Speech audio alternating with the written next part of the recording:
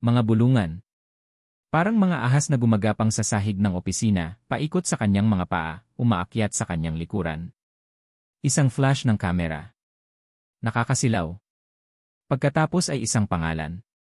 Ang pangalan ng babae. Isabel. Nagising si Althea na habol ang kanyang hininga. Basa ang kanyang noo sa pawis, at mabilis ang kabob ng kanyang dibdib na parang gustong kumawala. Saglit siyang nalito, ang mga imahe mula sa panaginip ay nananatili pa rin sa kanyang isipan. Ngunit ang bulungan ay hangin lamang na humahampas sa mga dahon ng puno ng mangga sa labas ng bintana. Ang flash ng kamera ay ang kidlat lamang mula sa humihinang bagyo kagabi. Ligtas siya. Nasa San Pablo siya.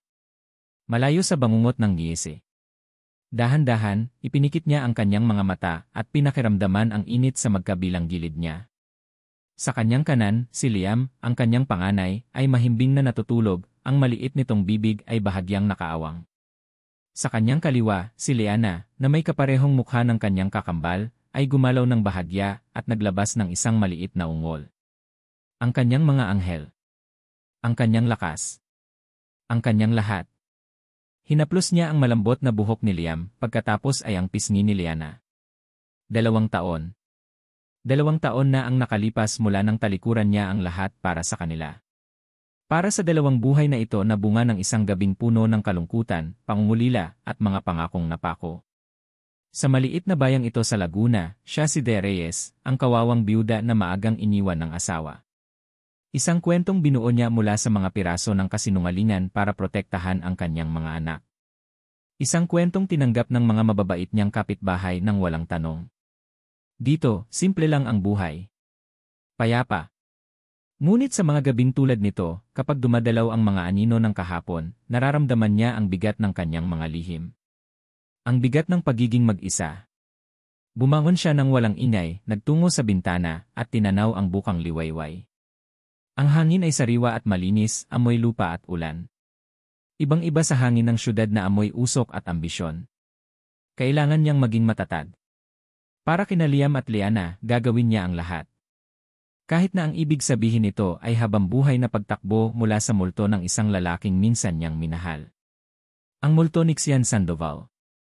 Kinabukasan, maaraw na. Nawala na ang lahat ng bakas ng bagyo. Perpektong araw para mamili. Naubusan na sila ng gatas at diapers, at kailangan na talaga niyang lumabas. Liam, anak, be a good boy for mama, okay? Dito ka lang sa cart, pakiusap ni Dea habang pinipilit na ayusin ang buhok ng kanyang anak na ayaw magpaawat. Nasa loob na sila ng isang mall sa bayan, at si Liam ay nasa kanyang terrible tools. No. Baba, sigaw ng bata, pilit na tumatayo sa shopping cart. Si Liana naman ay mahimbing na natutulog sa baby carrier na nakasabit sa dibdib ni Dea. Napabuntong hininga si Dea. Anak, please. Pagkatapos nito, bibili tayo ng ice cream. Gusto mo yon, di ba? Sandaling tumigil si Liam sa pagwawala, tila pinag-iisipan ang alok ng ina. Iyon na ang pagkakataon ni Thea para mabilis na itulak ang cart papunta sa aisle ng mga gamit pambata. Habang kumukuha ng isang malaking pakete ng diapers, narinig niya ang pag-iyak ni Liam. Mama!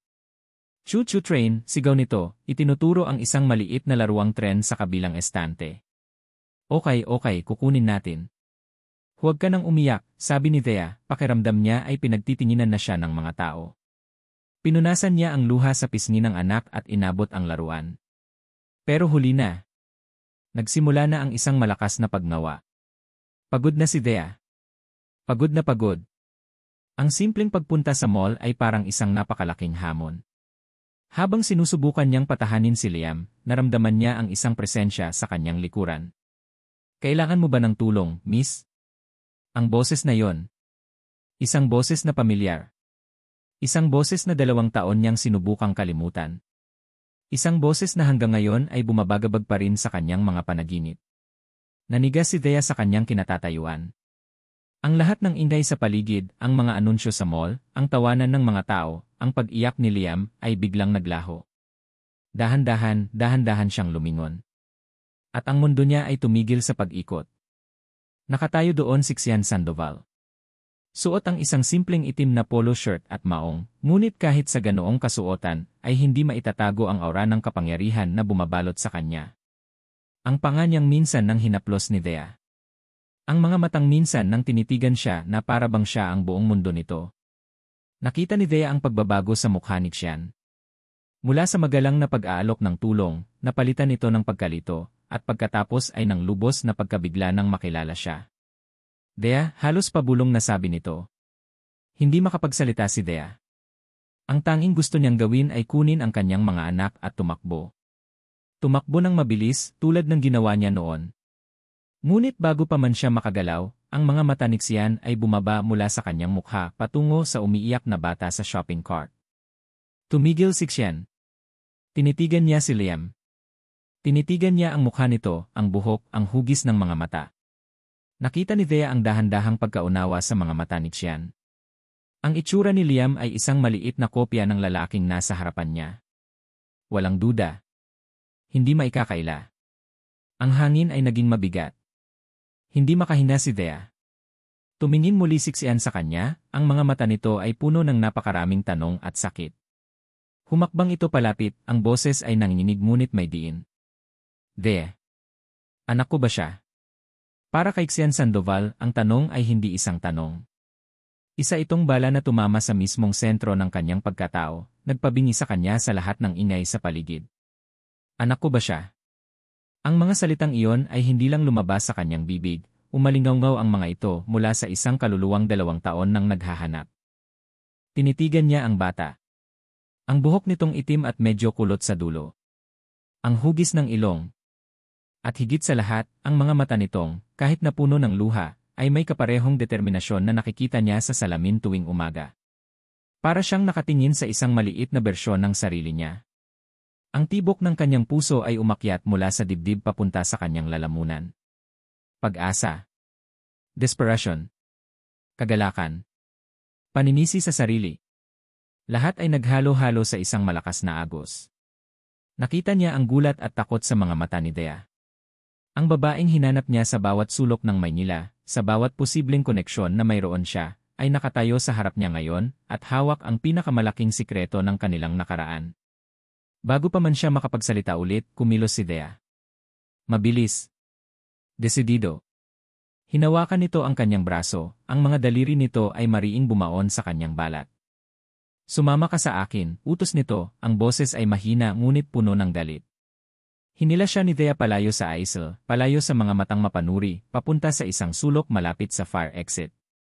Binitawan siya nito na parabang napaso. Anong ginagawa mo rito, Xian? Singhan ni Thea, ang mga mata nito ay nag-aapoy. Paano mo ako nahanap? Hindi niya pinansin ang tanong. Isa lang ang mahalaga. Sagutin mo ako, Thea. Anak ko siya, hindi ba?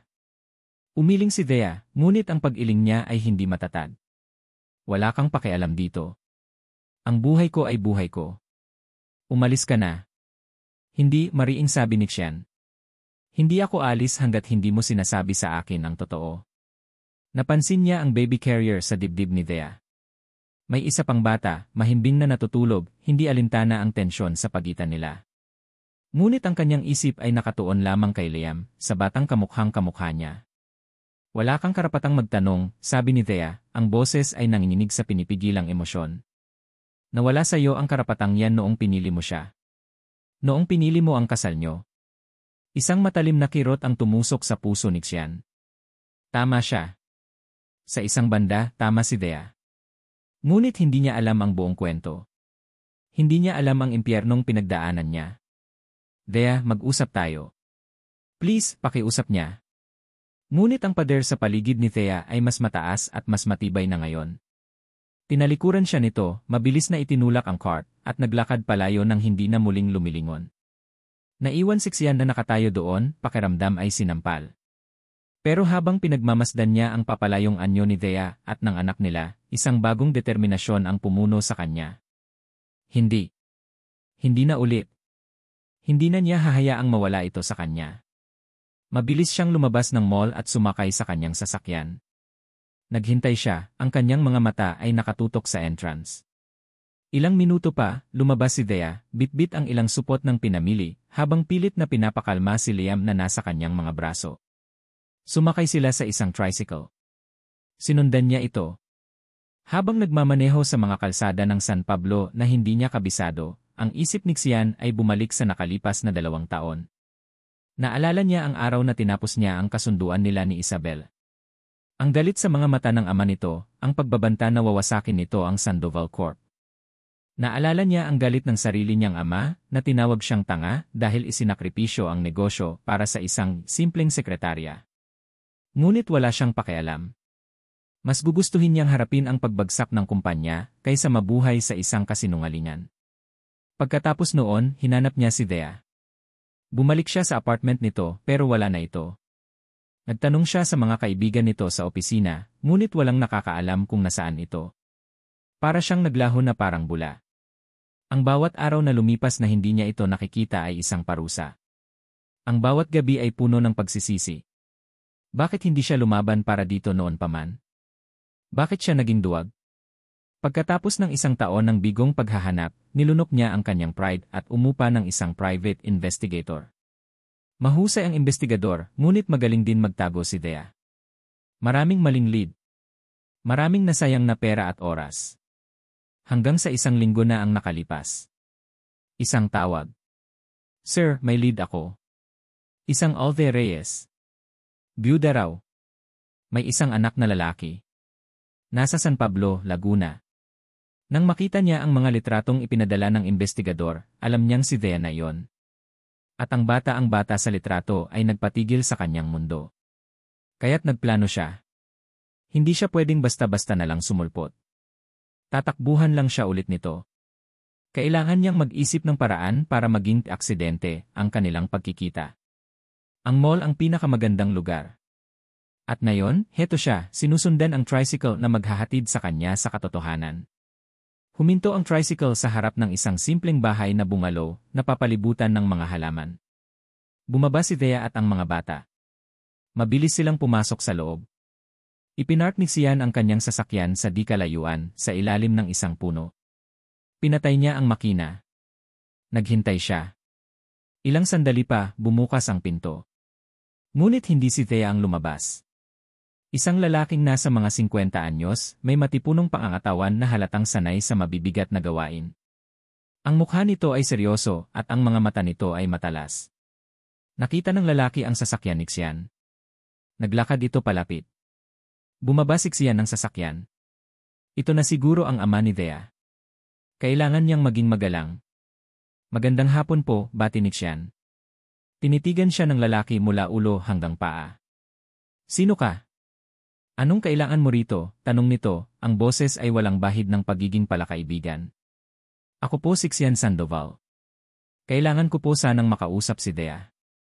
Ang pagbanggit sa pangalan ni Thea ay lalong nagpakunot sa noo ng lalaki. Wala kang dapat kausapin dito. Umalis ka na.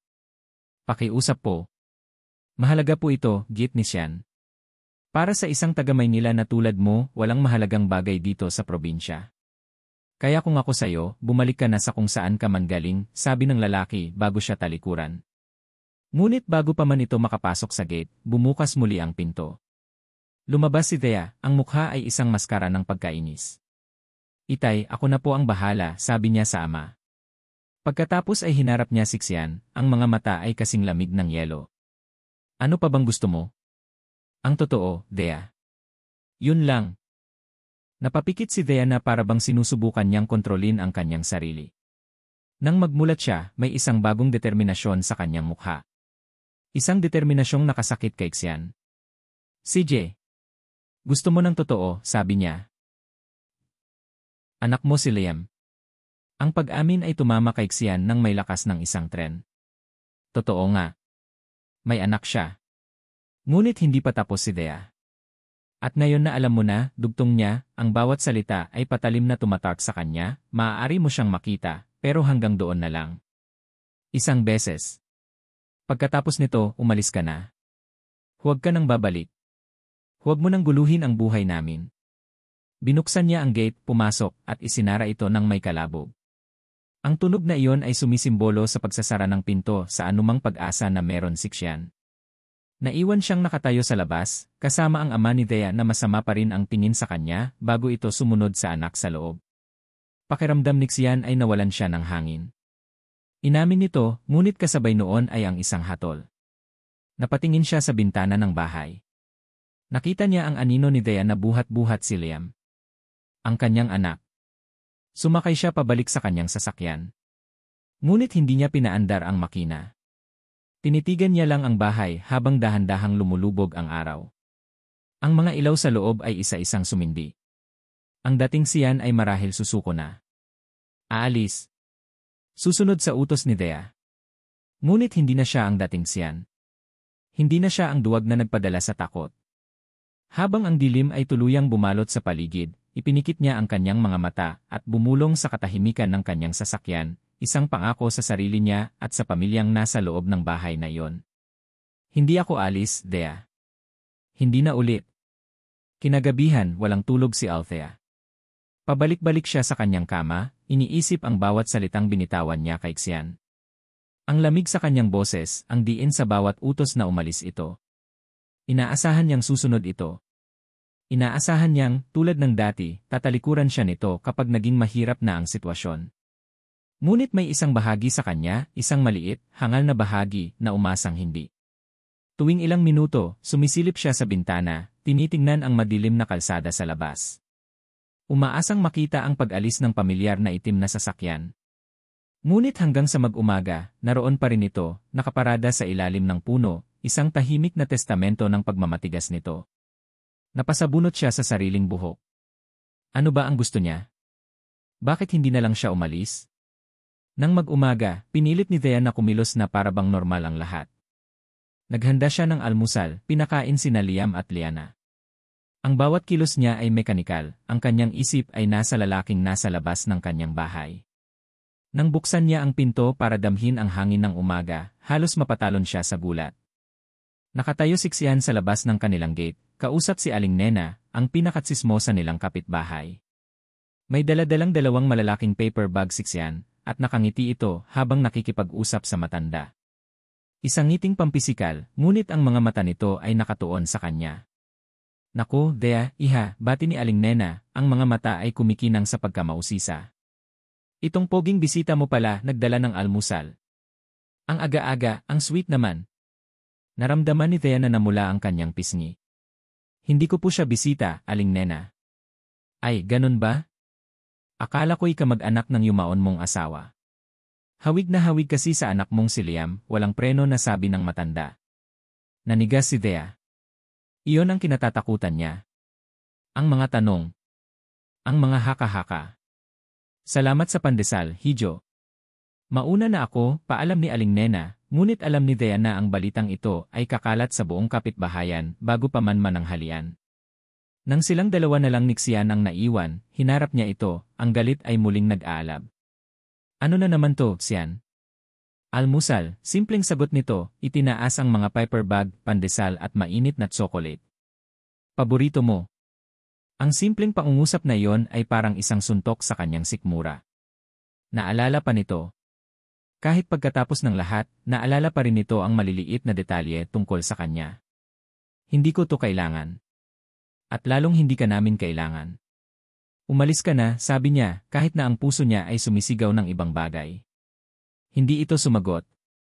Sa halip, yumuko ito ng bahagya para makita si Liam na nakatayo sa likuran ni Thea, hawak ang laylayan ng kanyang duster.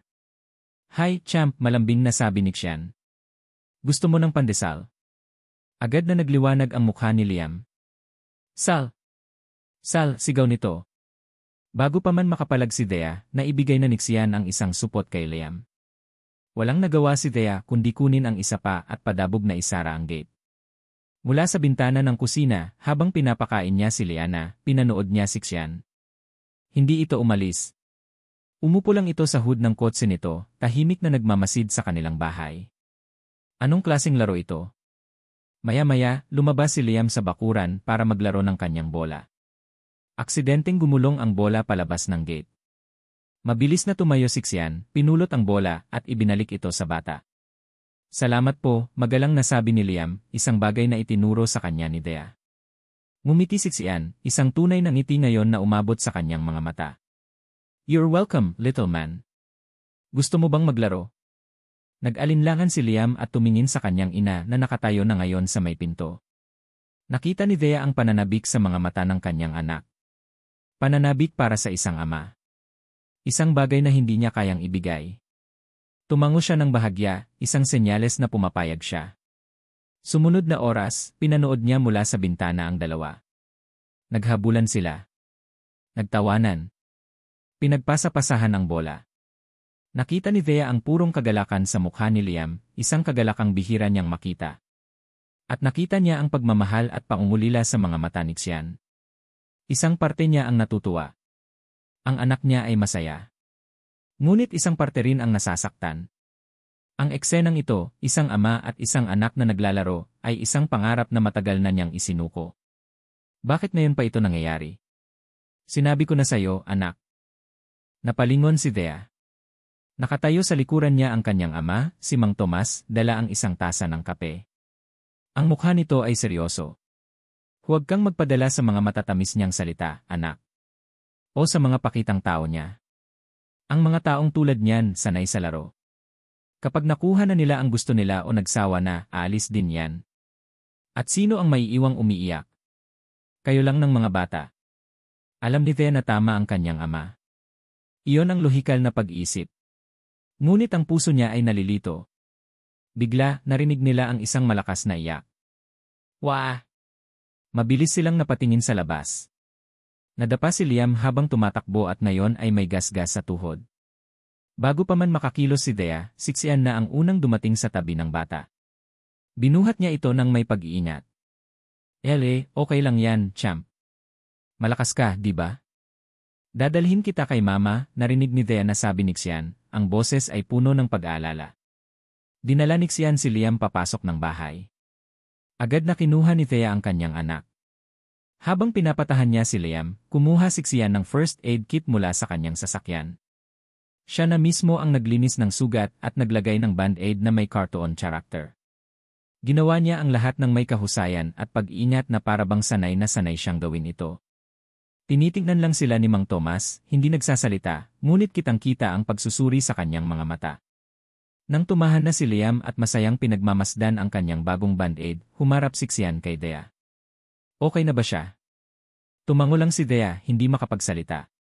Gabi na nang magpaalam si Xian. Sa pagkakataong ito, hindi niya na kailangang matulog sa kotse. Nag-check-in na siya sa isang maliit na hotel sa bayan. Bago umalis may sinabi ito. Babalik ako bukas, Thea. Hindi na ito isang tanong. Isa na itong pahayag. Nang gabing iyon, habang nililigpit niya ang mga laruan sa sala, may isang bagay na nahulog mula sa bulsa ng jacket ni Xian na naiwan nito sa sofa. Isang resibo. Pinulot niya ito. Isang resibo para sa serbisyo ng isang private investigator.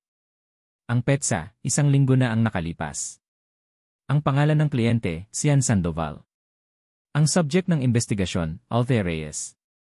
Nanlamig ang buong katawan ni Thea. Ang pagkikita nila sa mall. Ang aksidente. Lahat ay isang kasinungalingan. Lahat ay plinano. Ang sinulid ng duda na kanina pa bumabagabag sa kanya, ay biglang naging isang makapal na lubid na pumulupot sa kanyang puso, mahigpit at masakit. Kinabukasan, maagang dumating si Xian. Dala na naman niya ang almusal, isang ugaling sinisimulan na niyang gawin. Ngunit sa pagkakataong ito, iba ang sumalubong sa kanya. Hindi ang galit na si Thea o ang mausisang si Aling Nena. Isang nakakabining katahimikan. Nakabukas ang pinto, kaya't pumasok siya. Naabutan niya si Thea na nakaupo sa sala, mahimbing na natutulog si Liam sa kanyang kandungan. Si Mang Tomas ay nakatayo malapit sa bintana, ang mga braso ay nakakrus sa dibdib. Ang hangin sa loob ng bahay ay mabigat. Thea, tawag niya, dahan-dahang inilapag ang mga paper bag sa mesa. Dahan-dahang iminulat ni Thea ang kanyang mga mata. Walang emosyon ang mga ito. Malamig. Malay.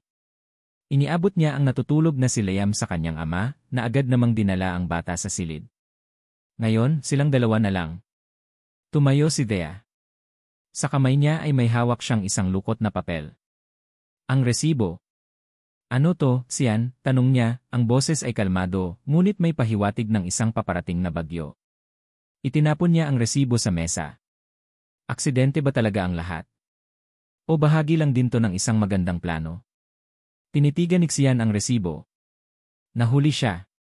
Ang pundasyon ng tiwala na sinusubukan niyang buuin ay gumuho sa isang iglap. Napapikit siya. Wala nang dahilan para magsinungaling. Dea, let me explain. Explain, putol nito, ang kalmadong boses ay biglang nagkaroon ng talim. Explain what? Na lahat ng ginawa mo, yung pagkikita natin, yung pag-aalala mo, lahat yun scripted. Ganon ka ba talaga kadesperado, Sian? O sadyang sanay ka lang na kontrolin ang lahat sa paligid mo, kasama na ako? Ang bawat salita ay parang isang sampal. Masakit dahil may katotohanan. Pag-amin niya, tinitigan niya ito ng diretsyo sa mga mata. Pinlano ko. Pinlano ko ang pagkikita natin sa mall. Nakita niya ang sakit sa mga mata ni Dea. Isang kumpirmasyon sa kanyang pinakamasamang hinala. Bakit, tanong nito, ang boses ay basag na. Huminga siya ng malalim. Kailangan nitong malaman. Kailangan nitong maintindihan. Dahil natakot ako, sabi niya, ang boses ay puno ng pagsisisi. Natakot akong kapag basta-basta na lang ako sumulpot sa harap mo, tatakbuhan mo na naman ako. Dea, 2 taon kitang hinanap. 2 taon. Araw-araw, gabi-gabi, iniisip ko kung nasaan ka, kung okay ka lang ba. Nang makita ko ang litrato mo at ang litrato ng bata, hindi ko na alam ang gagawin ko. Ang tanging alam ko lang, hindi na kita pwedeng pakawalan ulit. Ipinaliwanag niya ang lahat. Ang pag-upa sa investigador bilang huling paraan. Ang pag-aaral sa kanyang routine. Ang pagpili sa mall bilang lugar na hindi ka hinahinala. Habang nagsasalita siya, nakita niya ang pagbabago sa mukha ni Dea. Ang galit ay dahan-dahang napapalitan ng pagkalito. Ang sakit ay naroon pa rin, ngunit mayroon ng bahid ng pagkaunawa. Kahit sa paghahanap sa akin, nagsinungaling ka pa rin, mahinang sabi nito, mas para sa sarili kaysa sa kanya. Nagsinungaling ako dahil duwag ako, pag-amin niya. Pero tapos na yon. Nandito ako ngayon, Dea. At hindi ako alis. Handa akong gawin ang lahat para itama ang mga mali ko. Lumapit siya. Dahan-dahan. Na para bang lumalapit sa isang sugatang hayop. Inabot niya ang kamay nito. Sa kanyang pagtataka, hindi ito umiwas. Ang balat nito ay malamig. Patawarin mo ako, Dea. Para sa lahat. Para sa ginawa ko noon at para sa pagsisinungaling ko ngayon. Tumingin ito sa kanya, ang mga mata ay puno ng luhang hindi pumapatak. Mayroong napakaraming emosyon doon na hindi niya mabasa. Pagsisisi. Pag-ibig. Pagod. Takot. Sian, hindi mo naintindihan simula nito. Ang hirap maniwala ulit. Then let me earn it, sabi niya, hinigpitan ang hawak sa kamay nito. Bigyan mo ako ng pagkakataon. Sabihin mo sa akin ang totoo. Ang buong katotohanan. Bakit ka umalis? Bakit hindi mo sinabi sa akin ang tungkol kay Liam? Nakita niya ang pag-aalinlangan sa mga mata nito. Nakita niya ang pagtatalo sa loob nito. Dahan-dahan, bumuka ang bibig nito, handa nang magsalita. Ito na. Ito na ang sandaling hinihintay niya. Ang sandali na magsisimula silang maghilom. Ngunit ang tadhana ay may ibang plano. Isang ugong ng isang mamahaling sasakyan ang pumutol sa kanilang katahimikan. Huminto ito ng biglaan sa tapat ng kanilang gate. Isang itim na sedan na alam ni Xian kung kanino. Bumukas ang pinto ng sasakyan. At mula roon, lumabas si Isabel Serrano. Suot ang isang eleganteng puting bestida na hindi bagay sa maalikabok na kalsada ng probinsya, at mga dark sunglasses na nagtatago sa kanyang mga mata. Naglakad siya papunta sa gate na para bang pag-aari niya ang lugar. Napatayo si Xian, ang dugo niya ay biglang kumulo. Paano? Paano siya napunta rito? Itinulak ni Isabel ang gate na hindi naman nakalock at pumasok sa bakuran. Tinanggal niya ang kanyang salamin at ang mga mata niya ay agad na dumapo kay Dea, puno ng pangungutya at paghamak. So, sabi ni Isabel, ang boses ay matamis ngunit may lason. This is where the little secretary is hiding. Akala mo ba matatakasan mo ang lahat? Napatingin si Dea kay Xian, ang mukha ay puno ng bagong takot at akusasyon. Na para bang sinasabing, kasama ba to sa plano mo? Umiling si Xian, desperadong ipinapahiwatig na wala siyang kinalaman dito. Ngunit huli na ang lahat. Ang atensyon ni Isabel ay bumaling na sa kanya. Ngumiti ito ng mapakla. Oh, Xian. Don't look so surprised. Talaga bang akala mo hahayaan na lang kitang maging masaya pagkatapos ng ginawa mo sa akin? Ang dating pag-asa na naramdaman ni Xian ilang minuto lang ang nakalipas ay biglang naglaho, napalitan ng isang malamig na takot. Ang bagyo ay hindi na paparating. Nandito na. At ang pangalan nito ay Isabel. Para kay Dea, ang pagdating ni Isabel Serrano sa kanyang bakuran ay parang pagdating ng isang bangungot na gising. Ang lahat ng tinakbuhan niya, ang lahat ng kinatakutan niya, ay nagkatawang tao at nakatayo ngayon sa kanyang harapan. Tinitigan niya si Isabel mula sa mamahaling bestida hanggang sa perpektong manicure nito. Ang babaeng ito ang larawan ng lahat ng bagay na hindi siya. Mayaman. Makapangyarihan. At ang babaeng dapat sanang pakakasalan ni Xian. Anong ginagawa mo rito? Si Xian ang unang nakapagsalita, ang boses ay mababa at puno ng pagbabanta. Humakbang siya paharap na para bang isang pader sa pagitan ni Thea at ni Isabel. Ngumisi lang si Isabel. Bakit, Xian? Natatakot ka ba? Don't worry, hindi ako nandito para manakit. Nandito lang ako para magkamustahan. Ang mga mata ni Isabel ay bumaling muli kay Thea. Pinagmasdan siya nito mula ulo hanggang paa, at napansin ni Thea ang bahagyang pagtaas ng sulok ng labi nito nang makita ang kanyang simpleng duster at sinelas. Isang tingin puno ng pagmamaliit. So, this is where the little secretary is hiding, ulit ni Isabel, dahan-dahang lumalakad palibot sa sala, hinahaplos ang mga lumang muebles na parabang nandidiri. Simple. Tahimik. Nakakasuka. Naramdaman ni Thea ang pag-init ng kanyang mga pisngi. Ang bahay na ito, gaano man kasimple, ay ang kanyang santuwaryo. Ang lugar kung saan niya itinayo muli ang kanyang buhay. At ngayon, nilalapastangan ito ng babaeng ito. Umalis ka sa bahay ko, mariing sabi ni Thea, nagulat sa sariling katatagan. Tumawa si Isabel, isang tawang walang kagalakan. Bahay mo? O bahay na ibinigay sa iyo ni Xian bilang bayad sa serbisyo mo? Isabel, tama na, sigaw ni Xian, hinawakan ito sa braso. Marahas na iwinaksi ni Isabel ang kamay ni Xian. Huwag mo akong hahawakan. Wala ka ng karapatan. Ang tingin niya ay bumalik kay Thea, puno ng galit at hinanakit. Alam mo ba, simula niya, ang boses ay parang isang ahas, na ako ang dahilan kung bakit kinailangan niyang magpakasal. Ang pamilya ko ang sasalo sana sa Sandoval Corp. Mula sa pagkalugi. Ako ang solusyon sa lahat ng problema niya. Huminga siya ng malalim, tila nag-enjoy sa bawat sandali. Pero tinanggihan niya ako.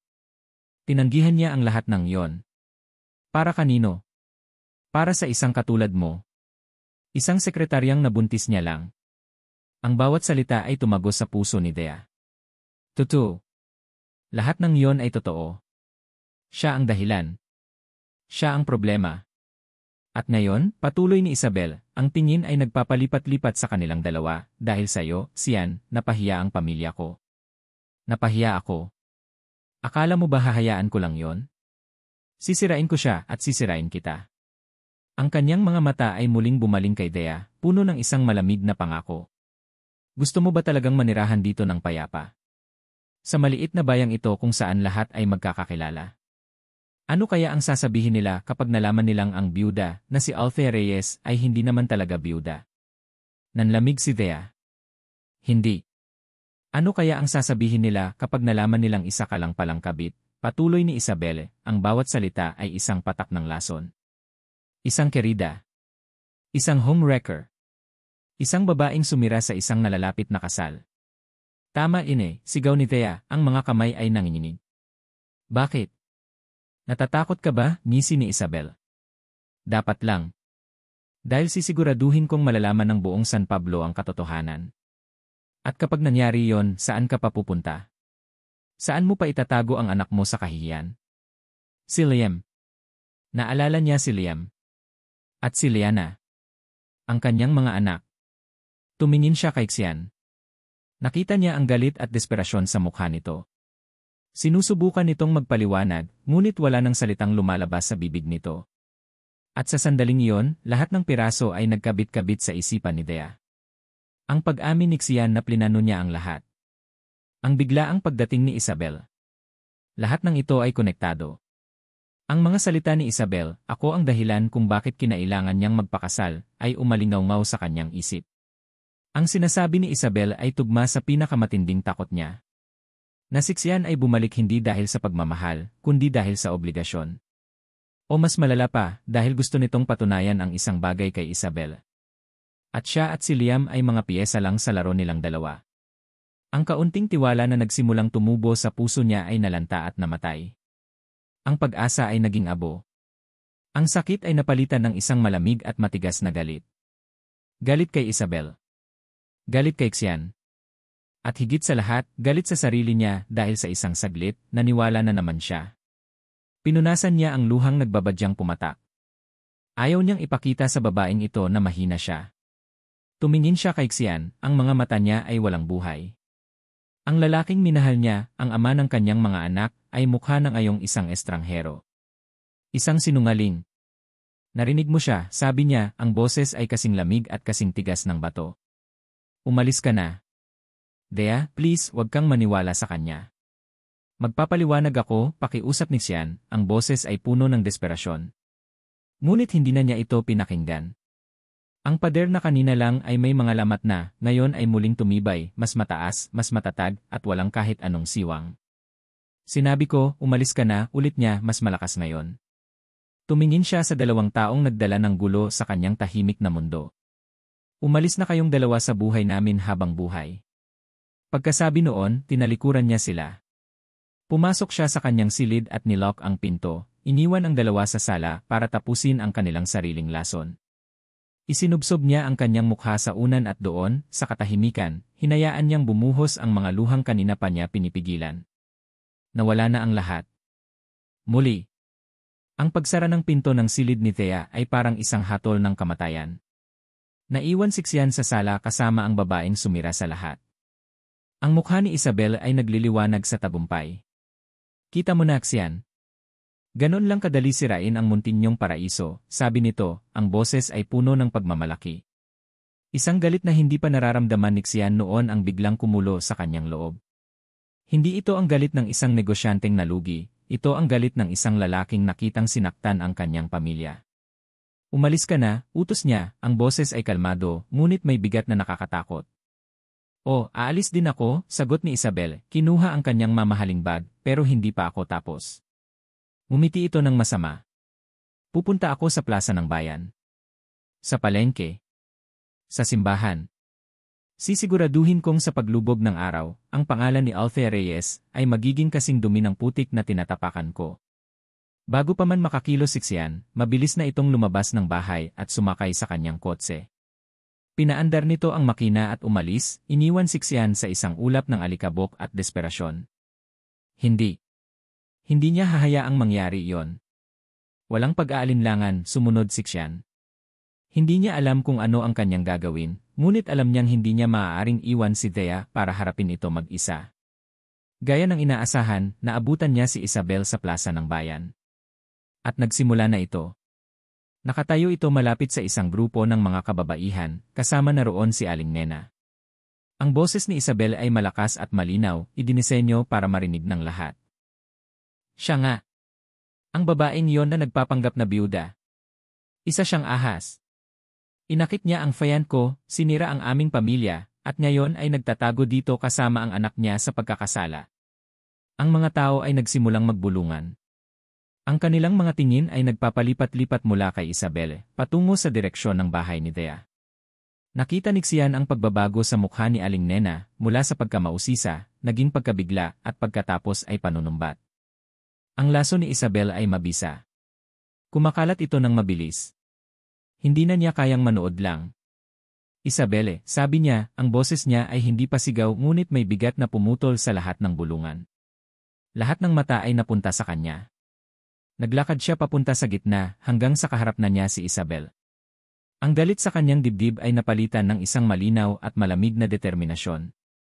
Totoo ang isang bagay sa sinabi mo, simula niya, tinitingnan ang mga nag-usyosong mukha sa paligid. Nagkamali ako. 2 taon na ang nakalipas, naging duwag ako. Hinayaan kong manaig ang takot at obligasyon sa pamilya kaysa sa nararamdaman ko para kay Thea. Nakita niya ang pagtataka sa mukha ng mga tao. Maging si Isabel ay natigilan. Ngunit nagsisinungaling ka tungkol sa pinakamahalagang bagay, patuloy niya, ang tingin niya ngayon ay matalim na nakatuon kay Isabel. Hindi sinira ni Thea ang kasal natin. Dahil sa simula pa lang, walang pag-ibig sa kasunduang yon. Isa yung transaksyon sa negosyo. Isang paraan ng pamilya Serrano para kontrolin ang kumpanya namin. Narinig niya ang mga nagulat na bulungan. Ang kasal ay isang kondisyon, paglalahad niya. Kapalit ng pag-rescue sa Sandoval Corp, kailangan kong pakasalan si Isabel. Isa yung blackmail sa pinakasimpleng salita. At nang tumanggi ako dahil mahal ko si Thea, ginawa ng pamilya mo ang lahat para pabagsakin kami. Kaya, umalis si Thea, pero hindi dahil isa siyang ahas. Umalis siya dahil pinaniwala mo siyang pabigat lang siya. Pinalayas mo siya gamit ang mga kasinungalingan mo. Ang mukha ni Isabel ay namutla. Sinungaling. Huwag kayong maniwala sa kanya. Ngunit huli na. Ang katotohanan, kahit gaano kapait, ay may sariling bigat. Nakita ni Xian sa mukha ng mga tao ang pagdududa hindi na kay Thea, kundi kay Isabel. Ito na ang pagkakataon niya para itama ang lahat. Para ipaglaban si Thea sa paraang hindi niya nagawa noon. Sa loob ng kanyang silid, dinig ni Thea ang lahat. Ang ugong ng sasakyan ni Isabelle, at pagkatapos ay ang pag-alis din ng sasakyan ni Xian. Alam niya kung saan sila pupunta. Alam niya kung ano ang gagawin ni Isabel. Napasubsob siya sa kama, yakap-yakap ang kanyang mga tuhod. Ito na ang katapusan. Ang kahihiyang 2 taon niyang tinakasan ay hahabulin na siya ngayon. Paano niya haharapin ang kanyang mga kapitbahay? Paano niya ipapaliwanag kay Liam paglaki nito? Biglang bumukas ang pinto ng kanyang silid. Pumasok ang kanyang ama, si Mang Tomas. Ang mukha nito ay hindi galit kundi puno ng pag-aalala. Nasa plaza sila, sabi nito, ang boses ay mahinahon. Sinusubukan niyang sirain ang pangalan mo. Hindi umimik si Thea. Ano pa ang sasabihin niya? Umupo si Mang Tomas sa gilid ng kama. Anak, sa buong buhay mo, hindi kita nakitang tumakbo sa kahit anong laban. Lagi kang matapang. Lagi kang lumalaban para sa tama. Humina ito ng malalim. Hahayaan mo na lang ba na ang isang taong tulad niya ang magsabi kung sino ka? Umiling si Thea, ang mga luha ay patuloy na dumadaloy. Itay, pagod na po ako. Pagod na pagod na. Alam ko, anak, sabi ng kanyang ama, hinaplos ang kanyang buhok. Pero yung lalaking yon si Xian nandoon siya. Ipinaglalaban kanya. Natigilan si Thea. Ipinaglalaban siya. Tumayo siya at sumilip sa bintana, na para bang makikita niya ang nangyayari sa plaza mula roon. Ang lahat ng akala niya na si Xian ay kasabwat ni Isabel, na siya ay isang laro lamang, ay biglang gumuho. Ang natira ay ang sinabi ng kanyang ama. Nandoon siya. Ipinaglalaban kanya. Isang bagong damdamin ang pumalit sa kanyang pagod. Isang damdamin ng tapang. Hindi niya hahayaang sirain ni Isabelle ang buhay na binuo niya para sa kanyang mga anak. At hindi niya hahayaang harapin ni Xian ang laban na ito ng mag-isa. Ito ay laban nilang dalawa. Mabilis niyang pinunasan ang kanyang mga luha. Tumingin siya sa kanyang ama. Itay, pakikuha po si Liana. Naglalakad si Thea papunta sa plaza, buhat-buhat si Liana na natutulog sa kanyang mga braso. Kasunod niya si Mang Tomas. Habang papalapit siya, narinig niya ang boses ni Xian, malinaw at matatag, na isinasalaysay ang katotohanan tungkol sa blackmail. Napatigil siya. Sa wakas, naintindihan niya ang lahat. Ang bigat na pinasa ni Xian. Ang sakripisyo nito. Ang pag-ibig na hindi nito binitawan kahit na mas pinili niyang tumakbo. Nagpatuloy siya sa paglakad. Nakita ni Xian si Thea na dumarating. Ang puso niya ay halos tumigil. Sa likod ng tapang na ipinapakita niya, may takot pa rin siyang baka talikuran na siya nito ng tuluyan. Ngunit heto ito, lumalapit, ang mukha ay determinado. Humiwalay ang mga tao para bigyan siya ng daan. Naglakad si Thea hanggang sa makatayo siya sa tabi ni Xian, kaharap si Isabel at ang buong bayan. May idadagdag ako sa sinabi niya, sabi ni Thea, ang boses ay matatag at walang bahid ng takot. Tumingin siya ng diretsyo sa mga mata ni Isabel. Hindi ako kabit. At hindi lang isa ang anak namin. Dahan-dahan, iniharap niya sa lahat si Liana, na ngayon ay nagising na at pinagmamasdan ang mundo gamit ang mga matang kaparehong-kapareho ng kay Xian. Isang kolektibong paghina ng pagkagulat ang narinig mula sa mga tao. Kambal. Ngunit walang sinuman ang mas nagulat kaysa kay Xian. Napatingin siya mula kay Liam, na ngayon ay hawak na ng lolo nito, papunta sa sanggol na nasa mga braso ni Dea. Isang babae. Isang maliit na babae na may mukha ng kanyang ina at mga mata niya. Ang kanyang anak na babae. Isang anak na hindi niya alam na umiiral. Natulala si Isabel. Ang lahat ng kanyang armas, lahat ng kanyang lason, ay biglang nawala ng bisa. Wala na siyang masabi. Tinalikuran niya ang lahat at halos patakbong bumalik sa kanyang kotse. Si Mang Tomas, sa isang kilos ng tahimik na pagsuporta, ay inilagay ang isang kamay sa balikat ni Dea, at ang isa naman ay sa balikat ni Xian. Ngunit si Xian ay hindi gumagalaw. Ang kanyang mundo ay umikot lamang sa isang katotohanan. Tumingin siya kay Dea, ang kanyang mga mata ay puno ng pagkabigla, sakit, pagsisisi, at isang pag-ibig na napakatindi at napakalalim. Sa gitna ng katahimikan ng plaza, bumulong siya, sapat lang para marinig ni Dea. Dalawa sila. Ang katahimikan na sumunod sa pag-alis ni Isabel ay mas malakas pa kaysa sa ingay na dala nito. Dahan-dahan, ang mga tao sa plaza ay nagsimulang maghiwa-hiwalay, nag-iwan ng mga tinging puno ng hiya, pag-unawa, at ang iba'y respeto. Ang tsismis ay namatay bago pa man ito tuluyang maipanganak, pinalitan ng isang katotohanang mas komplikado at mas makatao. Hindi na nagsalita pa sina Dea at Xian. Naglakad lang sila pabalik sa bahay, isang pamilyang wasak ngunit ngayon ay nagsisimula ng muling mabuo. Si Mang Tomas ang nauuna, akay-akay si Liam. Sumunod si Dea, buhat-buhat pa rin si Liana. At sa likuran nila, si Xian, ang mga mata ay hindi maalis sa sanggol na hindi niya alam na kanya pala. Pagdating sa bahay, ang tensyon ay napalitan ng isang kakaibang kapayapaan. Walang nagsasalita. Si Mang Tomas ay dinala si Liam sa kusina para bigyan ng merienda. Naiwan si Dea at Xian sa sala. Umupo si Dea sa sofa, si Liana ay gising na gising pa rin sa kanyang mga braso. Umupo si Xian sa tapat niya, sa isang silyang kahoy, ang mga kamay ay nanginginig ng bahagya. Pwede ko ba siyang kargahin? Tanong ni Xian, ang boses ay halos pabulong, puno ng takot na baka tumanggi siya. Tumango si Dea. Dahan-dahan, maingat niyang inilipat si Liana sa mga braso ni Xian. Ang unang paghawak ni Xian sa kanyang anak na babae ay isang eksenang hindi malilimutan ni Dea. Ang malalaki at malalakas nitong mga kamay, na sanay pumirma ng mga milyon-milyong kontrata, ay ngayon nanginginig habang inaalalayan ang munting katawan. Tinitigan ni Xian ang mukha ni Liana, hinaplos ang malambot nitong pisngi gamit ang isang daliri. At pagkatapos, isang butil ng luha ang pumatak mula sa mata ni Xian, tumulo sa kumot na bumabalot kay Liana. Sunod-sunod. Tahimik siyang umiyak. Umiiyak para sa nawalang panahon. Umiiyak para sa kagalakang hindi niya naramdaman. Umiiyak para sa anak na ngayon lang niya nakilala. Hindi umimik si Dea. Hinayaan niya lang ito. Ito ang sandali ni Xian. Ang sandali nilang mag-ama. Sa sandaling iyon, lahat ng galit at sakit na naramdaman niya ay naglaho, napalitan ng isang malalim na awa at pag-unawa. Maya-maya, lumabas si Mang Tomas mula sa kusina at umupo sa tabi ni Xian. Pinanood nito ang dalawa ng ilang sandali bago nagsalita. Sinaktan mo ang anak ko, simula ni Mang Tomas, ang boses ay seryoso, ngunit wala na ang dating galit. Masakit para sa isang ama na makitang umiiyak ang kanyang prinsesa gabi-gabi. Tumingin si Xian sa matanda, ang mga mata ay pula pa rin sa pag-iyak. Patawad po. Alam ko pong walang kapatawaran ang nagawa ko. Umiling si Mang Tomas. Pero ngayon, nakikita kong handa kang ipaglaban siya. Patunayan mo. Itinuro nito si Liana. Patunayan mo sa kanya at sa kapatid niya. Hindi sa salita, kundi sa gawa. Tumango si Xian.